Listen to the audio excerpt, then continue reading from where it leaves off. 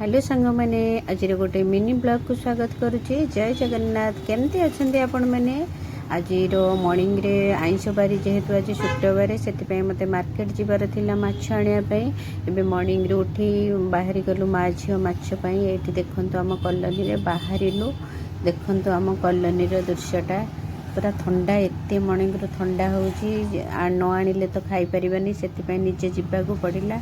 देखु आम कॉलोनी रू बाहरी गलु बाहर की एबे आमर कॉलोनी बाहर माछ मार्केट अच्छी दूर को जाऊनी जेहेतु कॉलोनी पाखापाखी माने मार्केट अच्छी माछ सेठू ये माछ गोटे चूज कली 1 kg माछ जेहेतु बहुत दिन हम आइंष खियानी से आज डिसाइड करी मॉर्निंग रू आनबी माछ बोली। एबे माछ काटिकी नहीं आसिले। देखंतु किछि परिबा भी दरकार थिला परिबा किछि नहीं आसिले।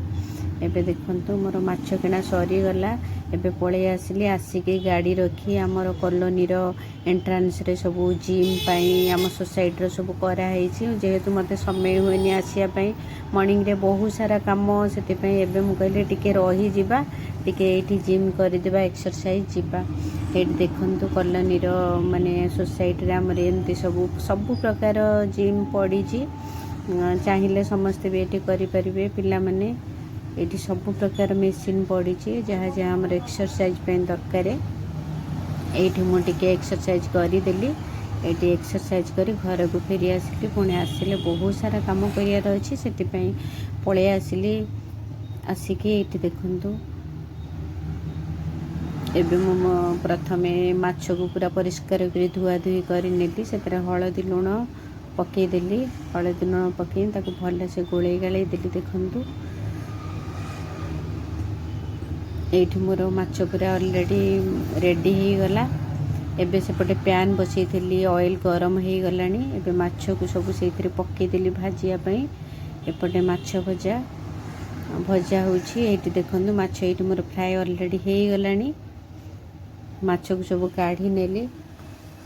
एपटे आलू को आ गोटे पैन रे आलू को भाजुली गोटे पटे माछ भाजुली कारण मॉर्निंग रे बहुत सारा काम जल्दी मते बनियार अच्छी।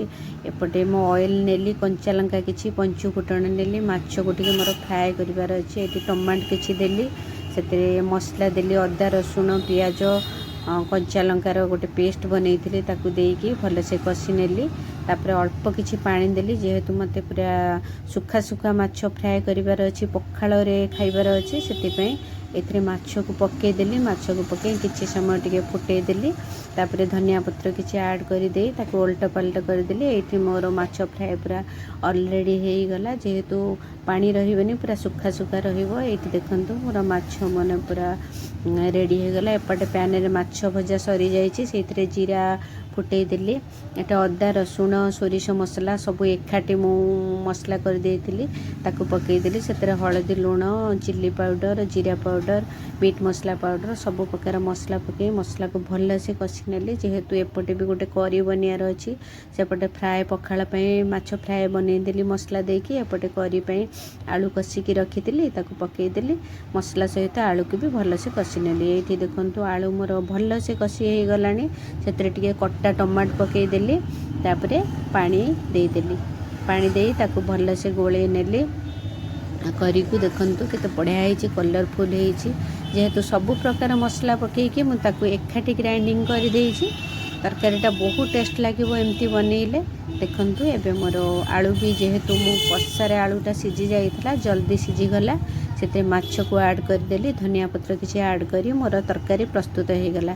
एबे एठी देखंतु सांग माने एठी पखाल बाड़ी नेची पखाल रे मोर एठी आंबुल कटा रसुण कंचा लंका एठी माछ फ्राए तापर एठी माछ भजा लेंबू ता सहित आलू चकटा गोटे बनईची आंबुल खटा ताकू सब देखंतु माछ भजा। मो झील को एते जोरे भोक लागिलानी जे से खाईदेलानी जेहेतु स्कूल जीव टाइम हो गलानी ता भितर मते एते सारा सब आइटम बनिया को मॉर्निंग रू एकुटिया मो बनईनी जेहेतु मो झील मैंने मते हेल्प कर दियंती सब काम रे मिसी मासिकी आमे बनई देलु। एठी देखंतु मोर आंबुल खटा जेहेतु शीत दिन टिके भल लागुनी माने ठंडारे भल लागेनी पाटी को आंबुल खटा रसुण कंचा लंका ताकू टिके भल से दली देली। जेते माने आइंष हेई थाउ ना कहीं टिके आचार फाचार नहले भल लागेनी। एठी दली देली खाई नेली रहिली। जय जगन्नाथ।